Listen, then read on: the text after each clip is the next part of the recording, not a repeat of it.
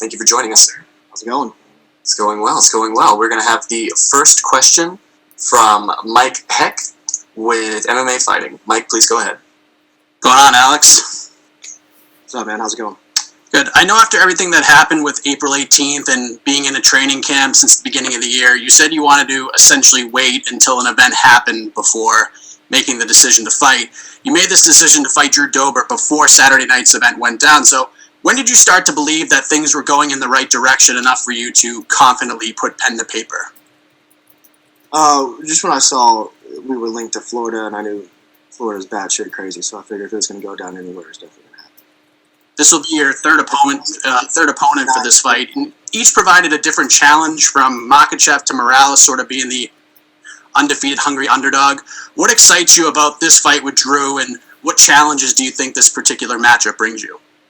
Yeah, at this point, I'm particularly ready just to fight absolutely anybody they put in front of me. You know, I had the Makhachev matchup, and then I almost had a Johnson matchup, and then I had a 10-second notice on this Marias matchup, and just kind of the chaos that we're in with everything going on. I was happy just to get some kind of action. It feels like I've been in camp for 5 months, and an opponent in Drew Dober is a guy who's confident, coming off some wins. He's going to press the fight forward. I think it's an excellent opportunity for me to exploit him and get some highlights of my own. So I really enjoyed the matchup. It's the first time I've had some significant attribute advantages over someone as well.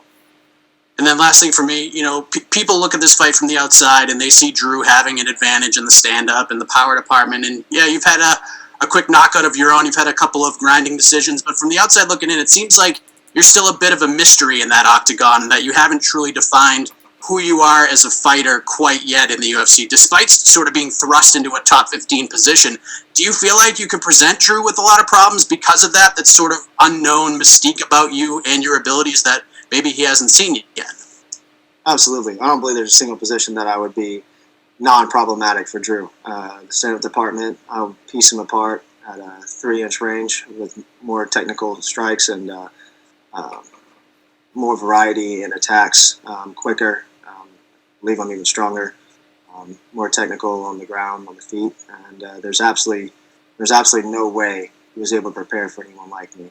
Like you said, I am a mystery, and people count me out a lot for how I was catapulted into the top 10, the top 15 immediately. And I hadn't, it's been a short road for me, and I've been evolving so much every fight and learning so much every fight, and I'm still coming into my own fold. So for someone to believe that they can label me or put me in some kind of a category would be a huge detriment, to their own game. So I do know the opponent that I'm fighting in, Drew. I do know what to expect, and then I'm ready for some surprises as well.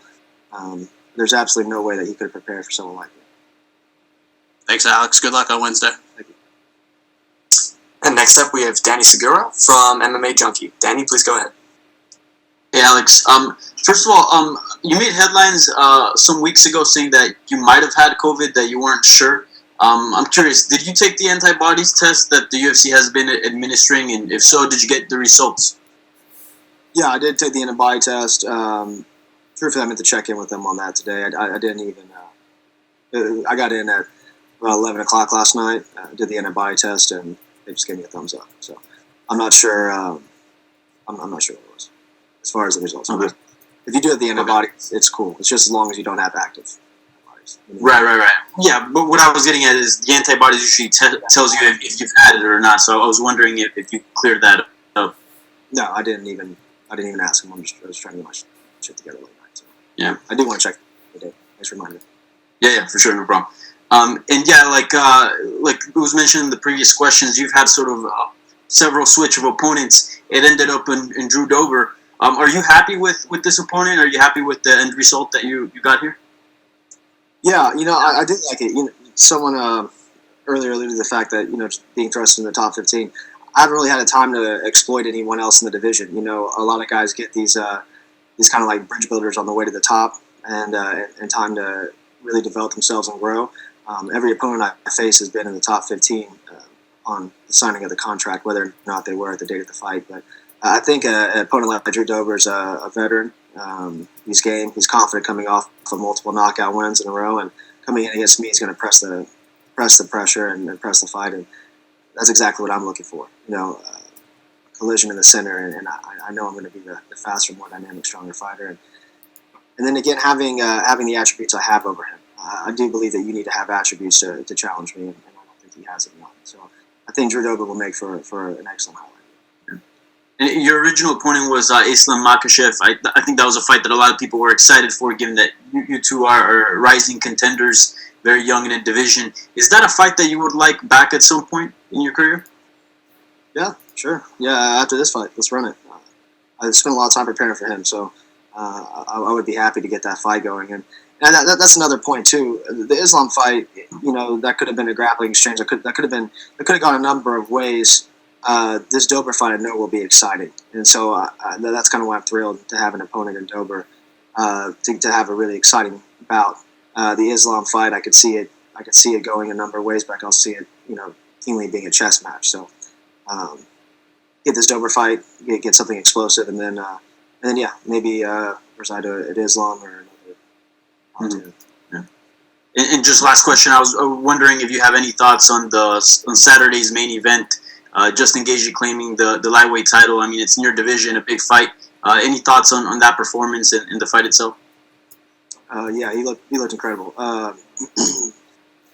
Ferguson's called the boogeyman for a reason. I don't know any human being who takes licks like that and keeps moving forward. It's like his body wants to break composure, but his mind never does.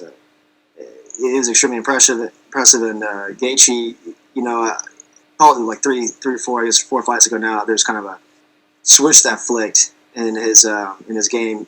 He's completely developed this level of composure and strategy, and being young in my game and in this organization, that was something that I was looking to do as well. And so I kind of look to emulate Gaethje in some ways like that, in taking a step back, composing myself, and then being strategic in my attacks. And so I thought it was extremely impressive, and it's something that I'm again looking to exploit, come Wednesday as well. So.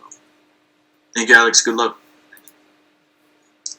And next up, we have Gabriel Gonzalez from Cageside Press. Go ahead, Gabriel.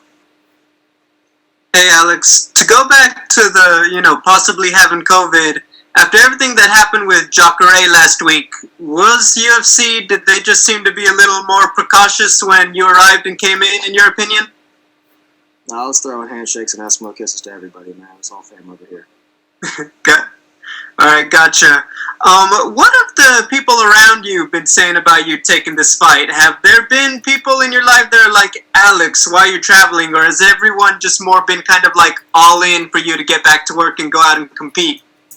Yeah, I mean, at the height of the pandemic, people were definitely kind of freaking out, and it's kind of chaos in the grocery marts and things like that. But people know me to be dauntless in my work and in my ambition, and I wasn't going to really stop for anybody. I owe it to myself, to my opponents, to my organization. Persevere through and perform. I've got a career, to follow and see through. So no, it would have fallen on deaf ears. I hear you. Final question for me. Obviously, with everything going on, the whole fight week and being quarantined in the hotel is very different. Can you just talk about what your plan is for the next 50 or so hours until the fight? Yeah, business as usual. I think this is pretty cool this week. Last night I got in. Normally we're here, I guess, five days early. This time, barely just 3, because we got in later yesterday. But got a run at Empty City. It was incredible, just running through city at night, and there's no one out.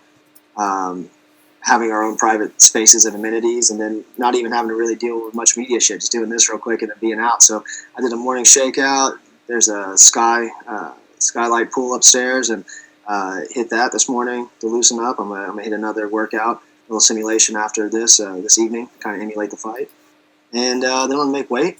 And then I'm going to take care of business. So super in and out. My kind of week. It's pretty simple.